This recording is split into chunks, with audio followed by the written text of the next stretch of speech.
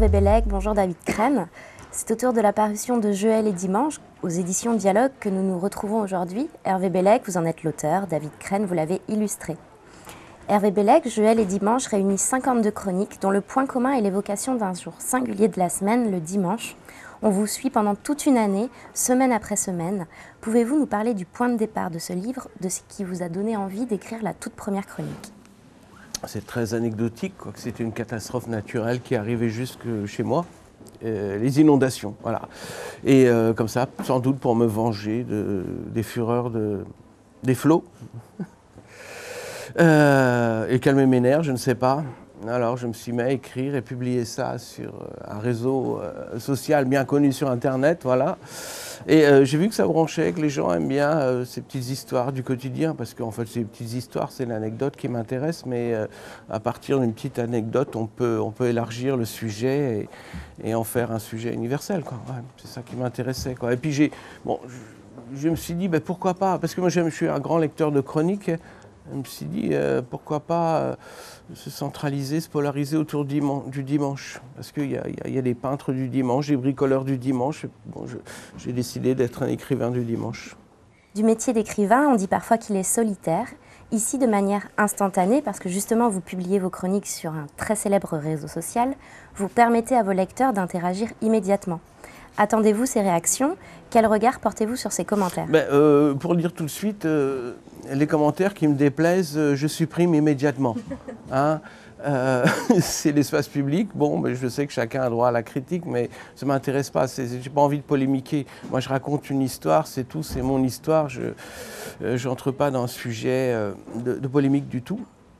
Et alors, par contre, les gentilles critiques, oui, je les garde, ouais, forcément. Non, mais c'est intéressant parce qu'il y a une réaction immédiate. Elles ne sont pas toutes vraiment gentilles pour me faire plaisir. Hein. Chacun a sa petite pierre à rajouter à mon histoire, quoi. Parce que bon, moi, je vis la vie de tout le monde et c'est-à-dire que tout le monde se reconnaît dans mes petites histoires du quotidien.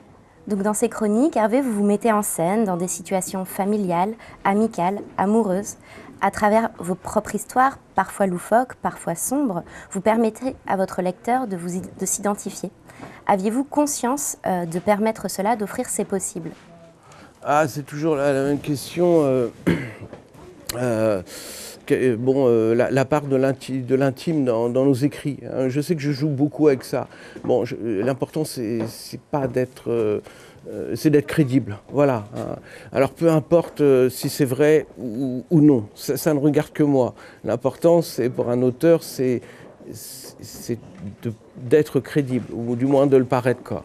Et c'est ça qui m'intéresse, mais ceci dit, c'est vrai que je m'inspire de ma propre vie, de mon propre univers, hein, comme vous l'avez dit, familial. Hein. Je vais voir la tombe de mon papa, un jour de novembre, de Toussaint, il fait très gris, il se passe quelque chose, et puis bon, après c'est une promenade amoureuse, enfin, mais je cherche toujours le petit détail, parfois on se dit qu'il n'y a rien à dire, et puis ça m'est arrivé il y a peu de temps.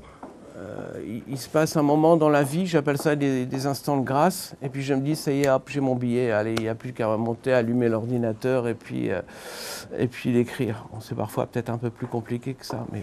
David Crène, vous avez illustré avec talent et malice les chroniques d'Hervé Bellec, un travail très important, un dessin par chronique et parfois de plus grandes scènes.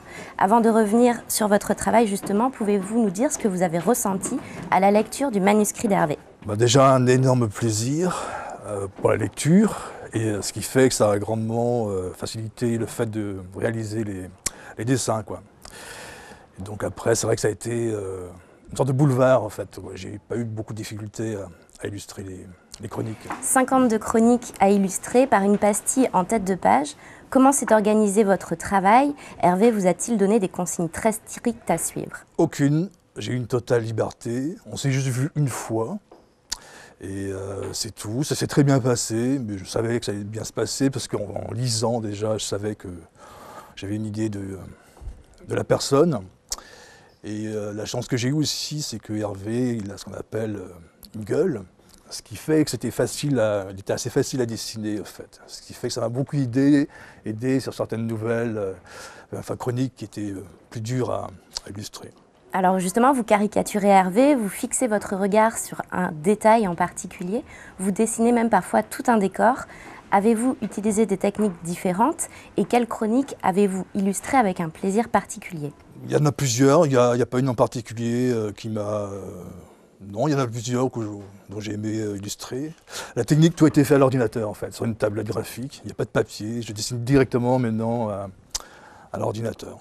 Mais je les ai fait dans le désordre aussi, les chroniques. Parce que certaines, je voyais directement ce que je pouvais faire. Certaines, j'ai un peu plus hésité. Mais pas beaucoup en fait, quoi. Ça a été... ouais, et vraiment un boulevard, quoi. Ça a été un énorme plaisir à le faire, et voilà. Alors arrêtons-nous un instant sur la couverture. Du jaune vif, du rouge et un homme armé d'un crayon qu'il brandit comme une épée sur un cheval. Quel sens lui donnez-vous? C'était la référence à Don Quichotte, c'est tout. Et voilà, par rapport au dimanche, quoi, qui reviennent sans arrêt.